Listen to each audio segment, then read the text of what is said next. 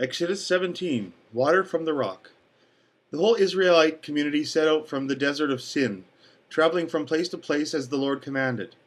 They commanded at Rephidim, but there was no water for the people to drink. So they quarreled with Moses and said, "Give us water to drink." Moses replied, "Why do you quarrel with me? Why do you put the Lord to the test?" But the people were thirsty for water there, and they grumbled against Moses. They said, "Why did you bring us out of Egypt and make us and our children live and livestock die of thirst?" Then Moses cried out to the Lord, "What am I to do with these people? They are almost ready to stone me."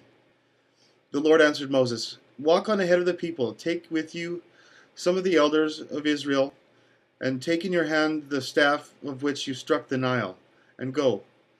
I will stand there before you by the rock at Horeb. Strike the rock with water. Strike the rock, and water will come out of it for the people to drink." So Moses did this in the sight of all the elders of Israel. And he called the place Massah and Meribah, because the Israelites quarreled and because they tested the Lord, saying, "Is the Lord among us or not?" The Amalekites defeated. The Amalekites came and attacked the Israelites at Rephidim.